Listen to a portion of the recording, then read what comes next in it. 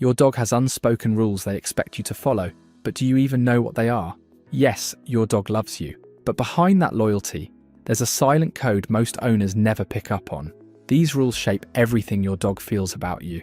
And if you break even one of them, which most owners do without realizing, you could quietly lose the trust your dog was trying to build with you. Let's start with the rule almost everyone gets wrong. 1. Making a big deal when you leave the house. Do you kneel down, hug your dog, and tell them how much you'll miss them every time you head out? It feels like the right thing to do. It feels like love. But to your dog, it sends a completely different message. That big emotional goodbye tells them something bad is about to happen. Think about it from their perspective. You suddenly change your energy. Your voice gets softer. You hold them tighter than usual. Your dog doesn't understand the words. They read the shift, and that shift screams, something is wrong. Research on separation anxiety in dogs consistently shows that dramatic departures are one of the biggest triggers for distress. Veterinary behaviorists recommend low-key exits specifically because dogs take emotional cues from their owners. When you act like leaving is a big deal, your dog believes it is. Their anxiety builds not from the separation itself, but from the ritual you created around it. The fix is almost too simple. Walk out the same way you walk into the kitchen. No fanfare, no guilt, no long stare at the door, just calm, quiet confidence. That energy tells your dog this is normal and I'll be back. And if you think this one caught you off guard, wait until we get to the last rule on this list. It's the one most owners break every single day, and it quietly reshapes how your dog feels about everything. 2. Pulling the leash when they stop to sniff. Ever get frustrated when your dog stops every 5 seconds to sniff the same patch of grass? You've got places to be, right? So you tug the leash and keep moving. Most owners do this without a second thought.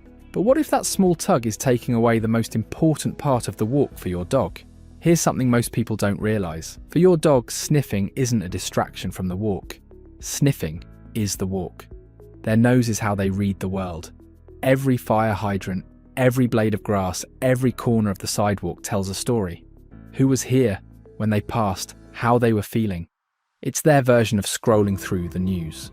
A 2019 study published in the journal Applied Animal Behavior Science found that dogs who were given the freedom to sniff during walks showed significantly lower stress indicators and more optimistic behavior than dogs who were led on tight, structured walks. In other words, the dog who gets to explore with their nose comes home calmer and happier than the one who walked twice as far on a short leash. When you yank that leash, you're not just cutting a sniff short. You're telling your dog that the one thing that makes them feel connected to the world doesn't matter. And over time, that changes how they feel about walks entirely. And hey, before we continue, if this video is already changing how you see your dog, hit like and subscribe so we can help more owners learn the rules their dog wishes they knew. 3. Yelling at them after they already stopped. Have you ever caught your dog chewing on something they shouldn't, and by the time you react, they've already dropped it, but you still yell? It happens all the time. The shoe is already on the floor, the dog is sitting there looking at you, and you let them have it anyway. But here's the problem. Your dog has no idea why you're upset. Dogs live in a window of about 2 seconds when it comes to connecting an action to a consequence. That's it. If you yell after they've already stopped the behavior, they don't think, oh, I shouldn't have chewed that shoe. They think, I'm sitting here doing nothing, and my owner is angry at me. Now imagine that happening over and over again. Your dog stops doing the wrong thing on their own, which is actually a good decision, and gets punished for it. You're not correcting bad behavior. You're punishing good behavior. And your dog starts to learn something dangerous, that no matter what they do, your reaction is unpredictable. That's where the real damage happens. A dog who can't predict when you'll be upset becomes a dog who's always on edge. They stop trying new things, they stop being playful, they get quieter, more withdrawn, not because they're being good, because they're afraid to do anything at all. The next time you walk into a mess but your dog is already calm, take a breath. The moment to correct it has passed. What they need from you now is the one thing that rebuilds everything: consistency. 4. Eating in front of them without a glance. Why does your dog stare at you every single time you eat? You probably think they're just begging, and sure, sometimes they are, but there's something much deeper going on. that most owners completely miss. In the world of dogs, eating is a social event. Wolves and wild dogs eat together as a pack. It's one of the most bonding experiences they share. So when your dog watches you eat, they're not just hoping for a scrap. They're waiting to be included, even just acknowledged. Now think about what happens in most homes. You sit down, eat your food, maybe scroll your phone, and completely ignore the dog sitting 3 feet away staring at you. You're not being cruel. But from your dog's perspective, you just shared a pack ritual with your phone instead of with them. You don't need to give them food from your plate. That's not what this is about. A simple look, a calm word, or even placing a small treat in their bowl. At the same time you sit down changes everything.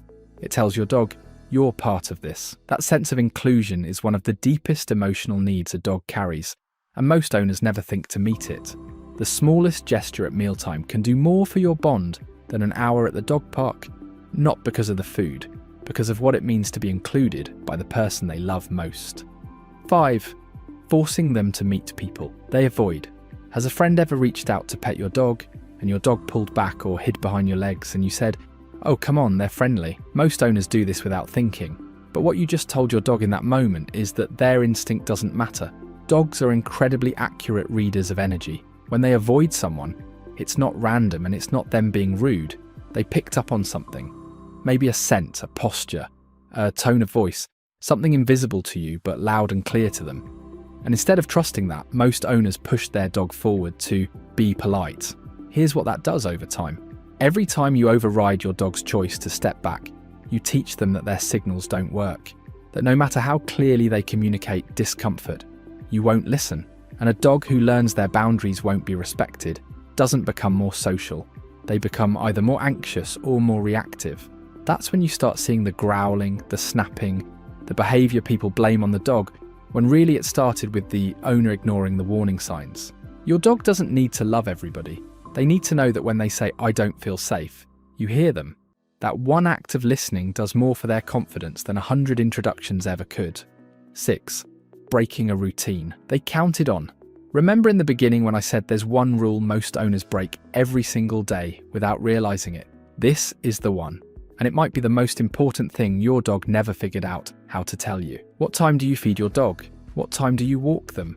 When do you usually sit on the couch and let them curl up next to you? Your dog knows the answer to every single one of those questions, down to the minute. Dogs don't understand calendars. They don't know what day of the week it is, but they have an internal clock that runs on routine. And that routine is the foundation of their entire sense of security. When you come home at the same time, feed them at the same time, and walk them at the same time, your dog isn't just comfortable. They feel like the world makes sense. Now think about what happens when that breaks. You skip the evening walk. You feed them 2 hours late. You come home and go straight to your room instead of greeting them first. To you, it's just a bad day. To your dog, the ground just shifted under their feet. They don't know why things changed. They just know the one thing they counted on didn't happen. A study published in the Journal of Veterinary Behaviour found that dogs with unpredictable daily routines showed significantly higher levels of anxiety and stress-related behaviours than dogs with consistent schedules. It's not about being perfect, it's about being predictable. Your dog doesn't need excitement, they need to know what comes next.